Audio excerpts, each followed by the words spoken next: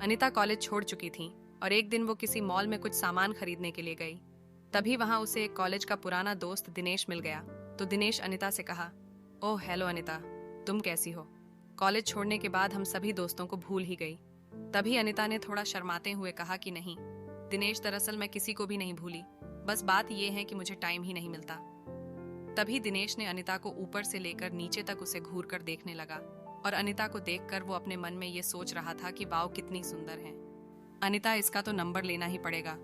वैसे अनिता शुरू से ही बहुत ही भोली लड़कियों थी और ये बात दिनेश जानता था। और दिनेश कॉलेज टाइम से ही बहुत ही फ्रॉड लड़का था, लेकिन ये बात अनिता को बिल्कुल नहीं मालूम थी। तभी दिनेश ने अनिता से कहा कि अनिता चलो एक कप कॉफी पीते हैं। तो अनिता ने मना किया, लेकिन दिनेश ने कहा कि यार पता नहीं फिर हम कब मिलेंगे, चलो ना यार। तब दिनेश उसका हाथ पकड़कर कॉफी पिलाने ले गया और अनिता मना ही नहीं कर पाई। तभी दोनों ने कॉफी भी पी ली। फिर अनिता जाने लगी, लेकिन दिनेश ने अनिता से बड़ी ही चालाकी से उसका नंबर भी मांग लिया और अनिता ने दिनेश को अपना नंबर न जाने क्यों दे दिया। तब अनिता ने कहा कि दिनेश अब मैं चलती हूँ, शायद मुझे बहुत देर हो गई है, घर पर सब मेरी राह देख रहे होंगे। तो दिनेश ने फिर से अनिता का हाथ पकड़कर कहा, अरे यार प्लीज अनिता रुको तो सही, इतने दिनों में हम मिले हैं, 5 मिनट रुक जाओ बस। अच्छा ये बताओ कि तुम्हारा अब तक कोई बॉयफ्रेंड है या नहीं, या अभी तक तुम यूं ही शर्माती रहती हो? तो अनिता ने दिनेश से कहा कि नहीं दिनेश, मेरा कोई भी बॉयफ्रेंड नहीं है। तभी दिनेश ने चांस मारते हुए उससे कहा, अरे अनिता तुम तो इतनी ज्यादा खूबसूरत हो, फिर भी तुम्हें आज तक किसी ने भी प्रपोज क्यों नहीं किया? इस बात से अनिता थोड़ा उदास हो गई। इतने में ही दिनेश ने अनिता के कंधे पर हाथ रखते हुए कहा कि तुम चिंता मत करो अनिता, अब जल्दी ही तुम्हारी जिंदगी में एक बॉयफ्रेंड आने वाला है और वो तुमसे बहुत ही ज्यादा प्यार करेगा। और दिनेश ने अनिता के हाथ पर हाथ रख दिया और जैसे अनिता के अंदर कोई करंट सा ही लगा हो, लेकिन शायद वो दिनेश की आंखों में उसका फ्रॉडपना बिल्कुल भी नहीं देख पाई और वो दिनेश का हाथ अपने हाथ पर से भी नहीं हटा पाई।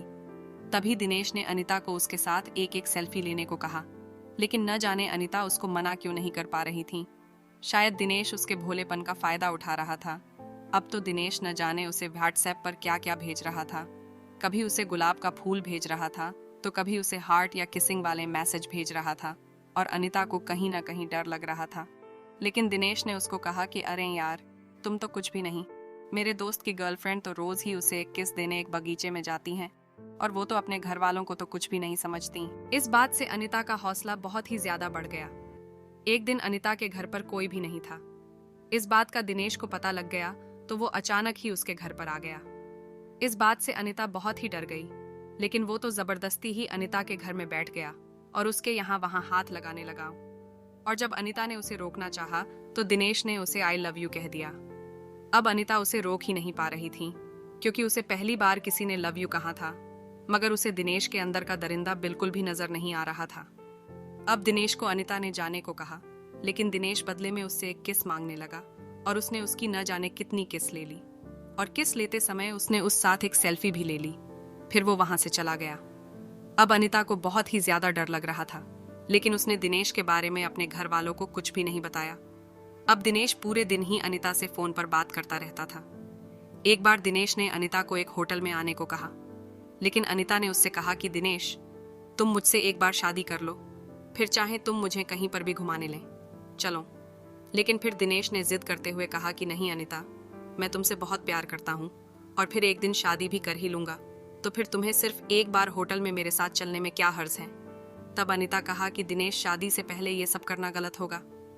तभी दिनेश ने बड़ी ही चालाकी से उससे कहा कि चलो अनिता, मैं तुम्हारे साथ कुछ भी गलत नहीं करूंगा, लेकिन बस एक बार तुम मुझसे मिलने होटल में आ जाओ और 10 मिनट मुझसे बात करके चली जाना।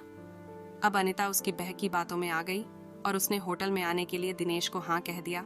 और तो और उसने अपने घर वालों को भी कुछ भी नहीं बताया और वो दिनेश के पास उस होटल में पहुंच गई। और जैसे ही अनिता वहां गई तो दिनेश ने उसे एक कोल्ड ड्रिंक में नशे की दवा मिलाकर पिला दी और अब धीरे धीरे उसे नशा होने लगा। तभी अचानक अनिता के सामने दिनेश का एक दोस्त भी आ गया और वो दोनों ही अनिता को देखकर मुस्कुरा रहे थे।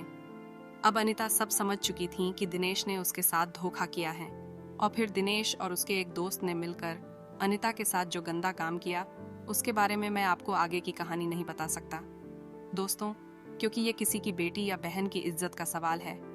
लेकिन ये कहानी मैंने आपको इसलिए सुनाई है क्योंकि अनिता जैसी ही मेरी बहनें बार बार ऐसी ही गलती क्यों करती हैं। एन, मैं उन्हें सच्चा प्यार करने से नहीं रोक रहा।